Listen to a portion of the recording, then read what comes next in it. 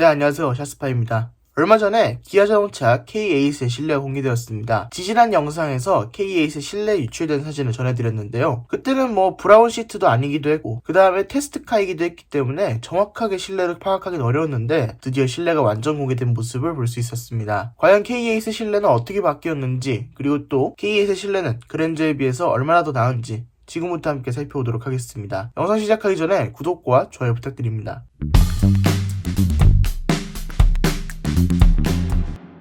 네, 일단 K8의 계기판 사이즈와 내비게이션 사이즈는 둘 다 12.3인치로 붙어있는 모습을 볼 수 있습니다. 기아자동차 중에 최초로 파노라믹 커브드 디스플레이를 적용했다고 합니다. 이렇게 꺾이는 디스플레이를 의미하는 것 같은데 제가 이걸 카니발에서 약간 본 것 같기도 했는데 기아차 최초라고 합니다. 어쩐지 K8 유출 사진을 볼 때 저런 내비게이션과 계기판이 좀 깔끔하게 이어졌다는 생각이 들더라고요. 이게 기아차 최초로 적용된 파노라믹 커버드 디스플레이라고 합니다. 그리고 계기판 디스플레이 같은 경우에는 카니발이라든지 소렌토, K5에 쓰인 방식과 동일하고요. 현재 K7, K9에서 볼 수 있는 그 LCD 클러스터는 적용되어 있지 않습니다. 개인적으로 지금 나오고 있는 K7이랑 K9에 사용하고 있는 클러스터가 더 고급스러운 느낌이 드는데 그런 거는 좀 아쉽게 느껴집니다. 네, 그 다음에 계기판과 내비게이션 위쪽으로 아예 커버가 없습니다. 계기판도 오픈형이고 내비게이션도 오픈형이에요. 이런 방식도 이제는 괜찮을 것 같다는 느낌이 듭니다. 사실 그랜저 위에 있는 커버는 무의미했거든요. 그런데 이번 K8부터는 그 무의미한 커버를 싹 빼버린 것 같아서 꽤 좋은 것 같습니다. 그 다음에 스티어링 휠 같은 경우에는 투톤 컬러까지 제공하는 모습을 볼 수 있습니다. 바깥쪽은 검정색으로, 안쪽은 새들 브라운 컬러로 되어 있는 모습을 볼 수 있는데요. 이런 핸들이 보기에는 좀 좋아 보이지만 손바닥으로 이렇게 핸들을 돌릴 때는 저 가죽 사이가 뭔가 갈라질 듯한 이런 이질감이 살짝 있는데 어쨌든 보기에는 굉장히 고급스러워 보입니다. 실제 사용자 입장에서도 별 신경 안 쓰인다는 분도 있고 이게 갈라질까봐 불안하다 이런 생각을 하시는 분도 계실 것 같아요. 그렇지만 시각적으로 보이는 거는 훨씬 고급스럽다는 느낌이 듭니다. 그리고 핸들 리모컨 같은 경우에는 왼쪽과 오른쪽이 바뀌었습니다. 이제는 왼쪽에 어댑티브 크루즈 컨트롤이나 계기판 조작하는 스위치가 있고요. 오른쪽에 센터 디스플레이를 조절할 수 있는 스위치가 있습니다. 벤츠 E클래스도 같은 방식인데요. 이게 훨씬 더 직관적이긴 합니다. 왼쪽에 계기판 조절하는 게 있고 왼쪽에 계기판이 있고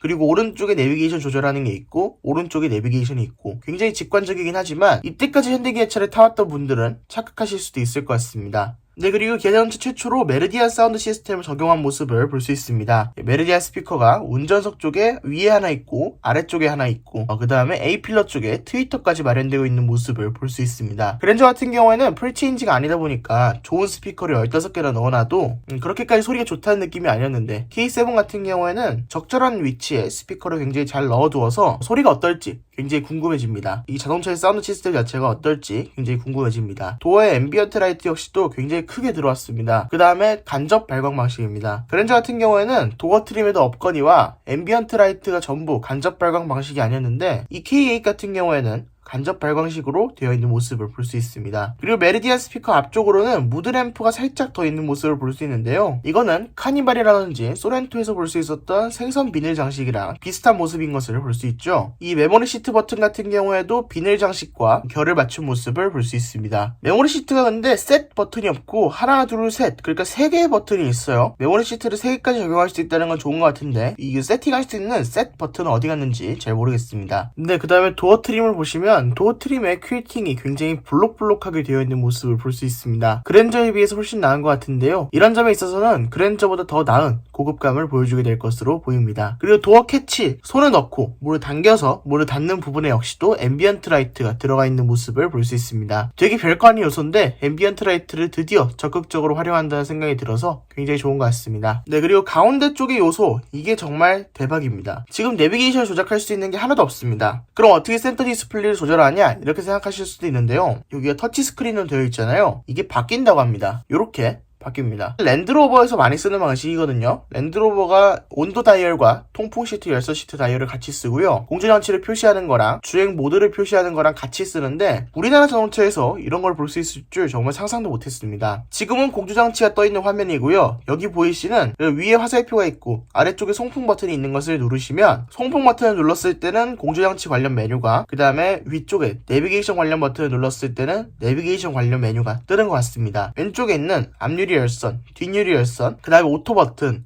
그 다음에 실내 순환 같은 경우에는 4개의 버튼은 유지가 되고요. 이 전환하는 스위치 오른쪽에 있는 버튼들만 바뀐다고 생각하시면 될 것 같습니다. 이게 바뀌면서 다이얼의 기능도 달라집니다. 다이얼 역시도 이 상태에서는 온도를 조절하는 다이얼인데 내비게이션 모드로 바꾸면 볼륨과 줌인 줌아웃을 하는 버튼으로 바뀌어 있습니다. 이런 거는 굉장히 획기적인 시도라는 생각이 듭니다. 깔끔하게 처리를 했고 또 굉장히 작은 곳을 잘 활용할 수 있는 방법이라는 생각이 들어서 괜찮은 방식인 것 같다는 생각이 듭니다. 그 옆으로는 우드 그레인이 정말 엄청 크게 들어있습니다. 위쪽에도 우드 그레인이고 아래쪽에도 우드 그레인이에요. 물론 우드 그레인 살짝 나이 들어 보이는 거 빼고는 괜찮습니다. 저도 우드 그레인이 하이그로시보다 낫다고 생각하는 사람이에요. 근데 이 우드 그레인이 별로일 것 같은 이유는 이걸 만졌을 때 나무의 결이 느껴지잖아요, 리얼 우드들은. 그런데 K8 같은 경우에는 제가 알기로 시트지 우드로 알고 있거든요. 그래서 만지면 맨질맨질한 것으로 알고 있습니다. 그래서 이게 눈으로 보는 고급감에 비해서 손으로 만졌을 때 촉감으로 느껴지는 고급감이 별로이지 않을까 이런 생각이 들어서 조금 별로라는 생각을 해보게 됩니다. 그리고 아래쪽에 있는 수납 공간에도 역시 우드 그레인이 사용되었습니다. 아래쪽에 있는 수납 공간 같은 경우에는 앞쪽으로 밀어서 여는 방식이고요. 여기에는 무선 충전이라든지 각종 12V USB 단자가 들어가게 될 것으로 보입니다. 네, 그 다음에 아래쪽에 있는 컵홀더 같은 경우에는 별도의 커버가 없는 모습을 보여주고 있습니다. 커버가 없는 점은 좀 아쉽습니다. 개인적으로 고급차에는 당연히 컵홀더에 커버가 있어야 되지 않나 싶은데 K8에는 컵홀더에 커버가 없는 모습을 볼 수 있네요. 그리고 기어 변속기는 다이얼식 방식으로 바뀌었고요. 앞쪽에는 드라이브 모드와 오토홀드, 어라운드 뷰 스위치, 주체 센서로 조작할 수 있는 버튼이 큼직큼직하게 모여있어서 운전하면서 조작하기에도 굉장히 편할 것 같고 또 굉장히 직관적인 위치에 있다 보니까 보지 않고도 누를 수 있겠다는 생각이 듭니다. 그 다음에 주차 브레이크 역시도 기어 다이얼 밑에 붙어 있고요. 이 아래쪽으로 통풍 열선 그리고 핸들 열선 스위치가 붙어 있습니다. 핸들 열선까지 터치식은 아닌 모습을 볼 수 있네요. 그 다음에 여기 아래쪽으로는 콘솔 박스가 위치하고 있는데 콘솔 박스는 양문형은 아닙니다. 콘솔 박스의 양문형인 게 은근 고급스러워 보이는데 콘솔 박스의 양문형이 아니라는 게 좀 아쉽습니다.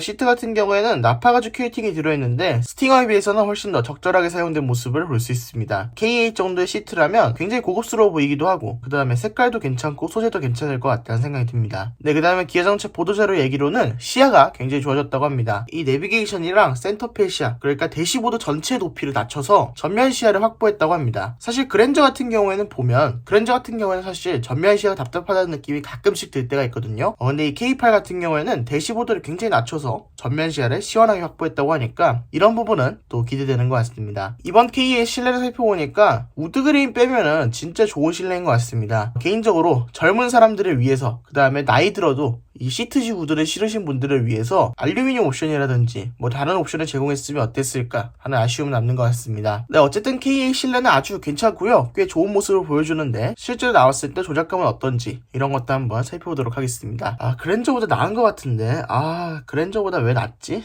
네, 그럼 지금까지 셔스파였습니다. 구독과 좋아요 부탁드립니다. 감사합니다.